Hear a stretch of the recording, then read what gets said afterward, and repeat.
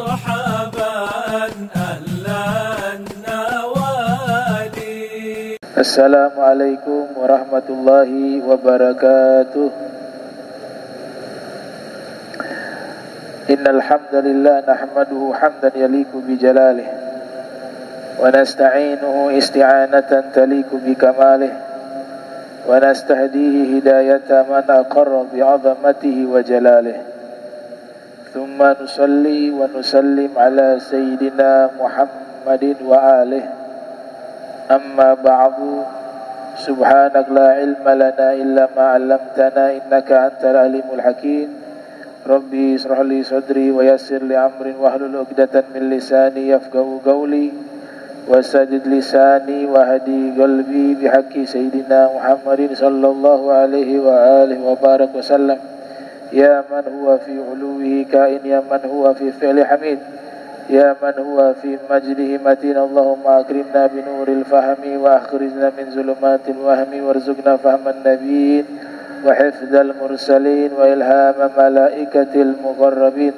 ربنا زدنا علما وفهما وعقلا يا أكرم الأكرمين بحق سيدنا محمد خاتم الأنبياء والمرسلين يا رحمن يا رحيم وصلى الله على سيدنا محمد وعلى آله وصحبه وبارك وسلم والحمد لله رب العالمين. Alhamdulillah, puji syukur kehadirat Allah, salawat dan salam senantiasa tercurahkan kepada junjungan mulia Nabi tercinta Nabi Muhammad sallallahu alaihi wa alihi wa barak wasallam beserta segenap keluarga beliau, sahabat beliau dan umat beliau yang senantiasa melaksanakan ajaran beliau hingga akhir masa nanti.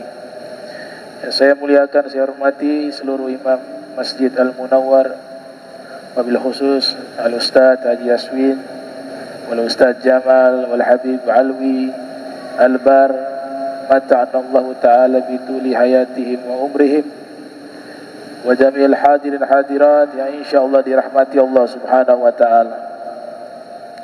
Wa ruwina fi sunani Abi Dawud an Ibni Abbas radhiyallahu anhuma an Rasulillahi sallallahu alaihi wasallam annahu qala man qala hina yusbihu fa subhanallah hina tumsuna wa hina tusbihuna wa lahul hamdu fis samawati wal ard wa ashiyah wa hina tuzhirun yukhrijul hayy minal mayt wa yukhrijul mayt minal hayy wa yuhyil arda ba'da mautiha wa kadzalika tukhrajun adrak ma fatahu fi yaumihi dzalika wa man qalahunna hina yumsi adraka ma fatahu fi lailatihi lam yudha'ifhu Abu Dawud wa qad dha'afahu Al-Bukhari fi Tarikhi Al-Kabir wa fi kitabihi Kitab Ad-Du'afa. Diriwayatkan di dalam Sunan Abi Dawud dari Sayyidina Abdullah bin Abbas radhiyallahu anhuma dari Rasulullah sallallahu alaihi wa alihi wasallam bahwa sesungguhnya beliau bersabda, siapa yang membaca ketika waktu pagi fa subhanallah hina tumsuna wa hina tusbihuna wa lahul hamdu fis samawati wal ardi wa ashiya wa hina tudhiruna yukhrijul hayy minal mayt wa yukhrijul mayt minal hayy wa yuhyil arda ba'da mautiha wa kadzalika tukhrajun adraka, niscaya dia akan mendapati pahala-pahala yang telah lewat di hari tersebut. Dan siapa yang membaca di waktu sore, niscaya dia akan mendapati pahala-pahala yang terlewat di malam tersebut. Al-Imam Abu Dawud yang lahir tahun 202 Hijriah, wafat 275 Hijriah, di dalam sunannya lam yudha'ifhu, tidak mendoifkan hadis tersebut. Wa qad dha'afahu Al-Bukhari fi Tarikhi Al-Kabir. Namun berbeda dengan Imam Bukhari, beliau mendoifkan hadis tersebut di dalam kitab At-Tarikh Al-Kabir dan di dalam kitab Al-Du'afa. Al-Imam Bukhari rahimahullah rahmatal abrar di usia 18 tahun beliau menulis kitab At-Tarikh Al-Kabir, sebagaimana yang disebut bahwa hadis ini beliau nyatakan hadis yang lemah termuat di dalam kitab At-Tarikh Al-Kabir atau tercantum di dalam kitab At-Tarikh Al-Kabir. Jadi kitab At-Tarikh Al-Kabir ditulis oleh Al-Imam Al-Bukhari di usia 18 tahun. Beliau ulama kelahiran tahun 194 Hijriah, wafat 256 Hijriah. Lahir di Bukhara, Uzbekistan. Meninggal dan dimakamkan di Khartan, dekat wilayah Samarkand, masih negara Uzbekistan di zaman kita saat ini. Di usia 18 tahun beliau menulis kitab At-Tarikh Al-Kabir, kurang lebih sekitar 12 jilid. Kitab tersebut memuat sekitar 13.000 periwayat hadis Rasul sallallahu alaihi wasallam. Beliau tulis kitab itu persis di samping makam Rasul sallallahu alaihi wasallam. Sebagaimana yang beliau nyatakan, "Sannaftu hadza kitab" atau "Sannaftu hadzal kitaba 'inda qabri Rasulillah sallallahu alaihi wasallam fil layali al-mukmirah." Saya menyusun kitab ini di samping kuburan Rasul sallallahu alaihi wasallam di waktu malam-malam yang sinar bulan sedang terang-terangnya. Dan hebatnya beliau menulis kitab tersebut kurang lebih sebanyak 3 kali. 3 kali penulisan. Al-Imam Bukhari menyatakan bahwa 13.000 periwayat yang tercantum di dalam kitab beliau At-Tarikh Al-Kabir, beliau mampu menjelaskan dan menguraikan biografi hidup mereka satu persatu, dari lahir hingga wafatnya mereka. Dan kitab ini sebagai kitab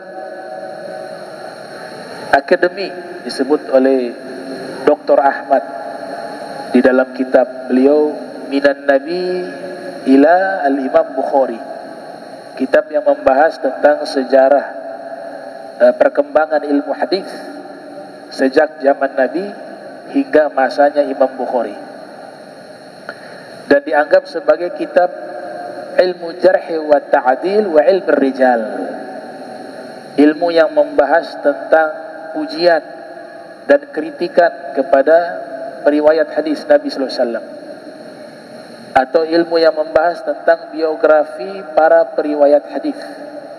Itu disebut ilmu jarh wa ta'dil, atau juga disebut ilmu rijalil hadis.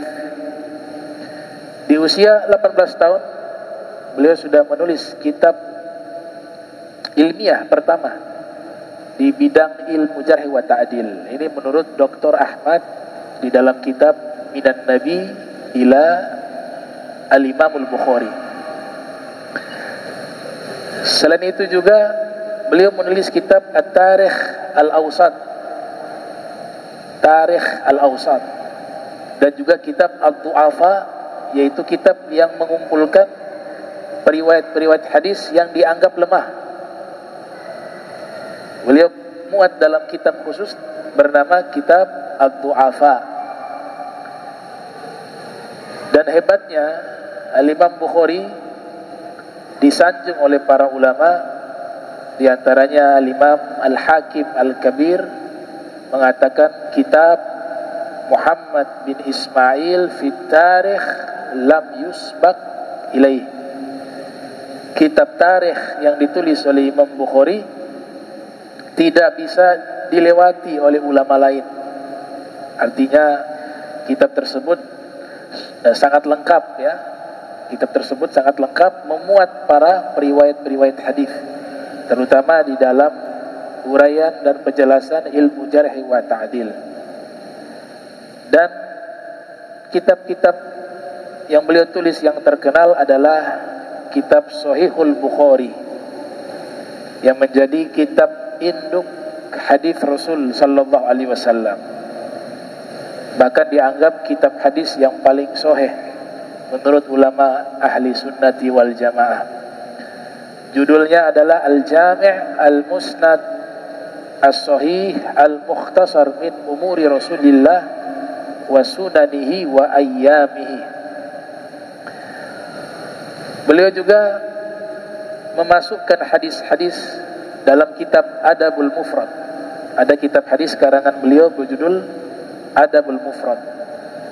Satu kitab hadis yang dimana hadis-hadis tersebut beliau tidak masukkan ke dalam kitab Sahih Bukhari, karena beliau punya standarisasi hadis yang paling sahih menurut beliau masukkan dalam kitab Sahih Bukhari. Tapi kalau menurut beliau kurang terlalu sahih, akan beliau masukkan di kitab berjudul Al-Adabul Mufrad. Jadi kitab Al-Adabul Mufrad juga itu adalah kumpulan-kumpulan hadis Rasul sallallahu alaihi wasallam yang Imam Bukhari menganggap bahwa hadis-hadis tersebut tidak sekuat hadis-hadis yang ada di dalam Sahihul Bukhari.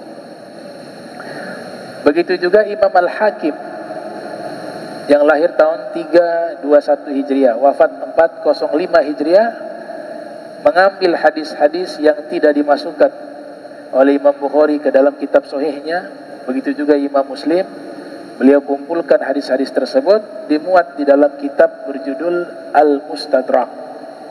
Nah, ini pengantar terkait kitab yang ditulis oleh Al-Imam Bukhari, At-Tarikh Al-Kabir. Tidak dipungkiri bahwa sekalipun hadis-hadis yang dimuat dan dicantumkan di dalam kitab Sahih Bukhari, kita tidak pungkiri bahwa tidak 100% semuanya sahih. Jadi pemahamannya adalah kitab hadis yang paling banyak memuat hadis sahih. Bukan pemahamannya kitab hadis yang seluruhnya sahih. Yang seluruhnya sahih hanya satu kitab, Al-Quran. Ya. Inna nahnu nazzalna dzikra wa inna lahu lahafidun. Jadi ada juga beberapa hadis yang diteliti oleh para ulama seperti Al-Hafiz Ibnu Hajar Al-Asqalani dalam kitab Fathul Bari yang lahir tahun 773 Hijriah, wafat 852 Hijriah. Di situ juga beliau menguraikan ada beberapa hadis yang ternyata tidak sahih. Nah, jadi pemahamannya yang benar adalah kitab Sahih Al-Bukhari adalah kitab hadis yang paling banyak memuat hadis-hadis sahih. Bukan seluruhnya sahih. Dan para ulama pun berbeda pendapat. Walaupun mayoritas mengatakan kitab hadis Sahih Bukhari paling sahih dari kitab-kitab hadis yang lainnya, tapi sebagian lainnya menyatakan bahwa yang lebih sahih kitab Sahih Muslim. Ada khilaf tuh. Akan tetapi mayoritas mengatakan Sahihul Bukhari adalah kitab hadis yang paling sahih. Sama halnya dengan masalah penyusunan bab. Di setiap pembahasan ada bab. Bab itu subtema yang akan dibahas. Nah, para ulama minal muhadditsin lebih cenderung memulai bacaan kitab Sahih Muslim, setelah itu Sahih Bukhari. Padahal kalau dari tartib Sahih Bukhari itu lebih sahih menurut jumhur. Tapi ketika seorang ahli hadis mulai mempelajari ilmu hadis dan ingin membaca kutubus sittah, maka mereka biasanya mendahulukan membaca Sahih Muslim dulu, setelah itu Sahih Bukhari. Apa sebabnya? Karena Sahih Muslim subtemanya itu rapi. Jadi kalau bab tentang solat, ya hadis-hadisnya tentang solat. Bab tentang wudu, hadis-hadisnya tentang wudu, tidak keluar dari tema tersebut. Berbeda dengan Sahih Bukhari, ada kalanya dalam satu bab, misalnya bab solat atau bab siwak, maka di dalam bab tersebut hadis-hadisnya tidak semua membahas tema tersebut, ada di luar tema. Nah, kenapa demikian? Sebab Imam Bukhari memfokuskan di dalam masalah tabaqatur ruwat. Bukan masalah tema yang dibahas secara khusus, tapi tingkatan periwayat-periwayat itu yang dibahas. Jadi Imam Bukhari mendahulukan tingkatan level para guru beliau yang meriwayatkan hadis. Berbeda dengan Imam Muslim. Imam Muslim memang membahas per tema sesuai dengan hadis tersebut, tidak membahas tabaqatur ruwatnya. Nah, itu perbedaan antara Sahih Muslim dengan Sahihul Bukhari. Saya ambil contoh ya, hadis yang diriwayatkan oleh Imam Bukhari tapi ternyata diteliti oleh para ulama. Kami baca di kitab Bahjatul Mahafil wa Bughyatul Amathil, ditulis oleh Al-Muhaddits Al-Amiri. Hadis ini diriwayatkan oleh Imam Bukhari, bahkan tercantum hampir di semua kitab Sirah Nabawiyah. Saya katakan hampir semua, artinya ada beberapa kitab yang tidak mencantumkan riwayat ini. Tapi rata-rata itu di dalam kajian biografi Nabi Muhammad SAW, hadis ini sering diriwayatkan dan juga diriwayatkan oleh Imam Bukhari. Tapi ternyata diteliti mulai dari sanadnya, dari matannya, ternyata hadis ini bermasalah. Apa hadisnya? Nabi SAW ketika Allah turunkan wahyu kepada beliau, di awal-awal wahyu diturunkan, mayoritas ulama memilih pendapat bahwa wahyu pertama surat Al-Alaq ayat 1 sampai 5. Itu jumhur para ulama. Tapi bukan kesepakatan ya. Bukan kesepakatan, ada juga yang berbeda pendapat. Wahyu pertama dan wahyu terakhir itu beda pendapat. Cuma yang populer kan surat Al-Alaq, wahyu pertama ayat 1 sampai 5. Kemudian yang populer ayat terakhir atau wahyu terakhir yang diturunkan surat Al-Maidah ayat 3. Imam Bukhari meriwayatkan bahwa setelah Allah berikan wahyu kepada Nabi, kan ada fatrah, ada satu masa terhenti wahyu tersebut. Ya, kita paham semua itu riwayat.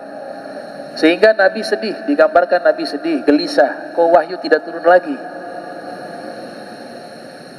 Kesedihan Nabi itu memuncak, akhirnya Nabi naik di satu gunung yang tinggi dan yurid an yulqiya nafsahu. Niatan di hati Nabi muncul ingin bunuh diri. Nah, itu riwayatnya begitu.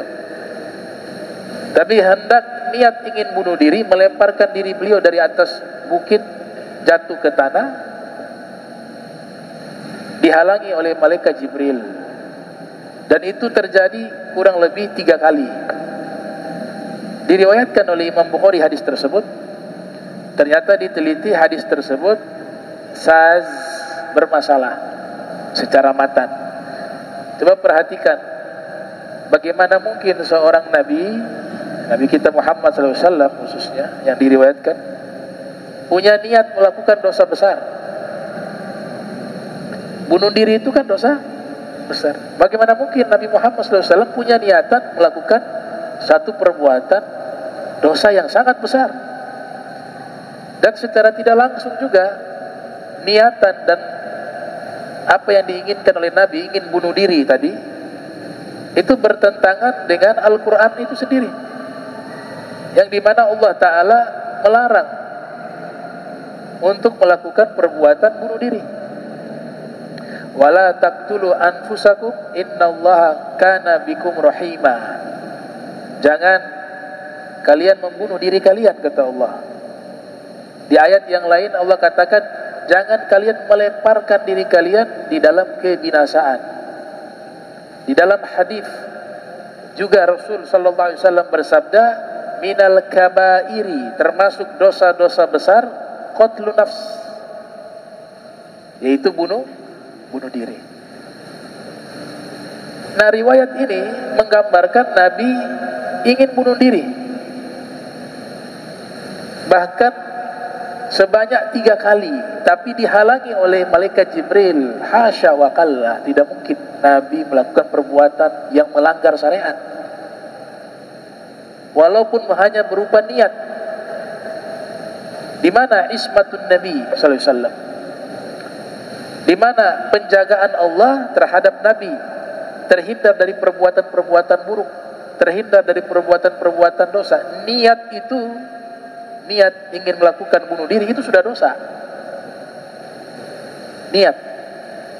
Apalagi sampai-sampai menggambarkan Nabi ingin meloncat di atas bukit tersebut dan dihalangi oleh malaikat Jibril sehingga niatan bunuh diri itu dibatalkan. Ini riwayat merendahkan Nabi Muhammad SAW.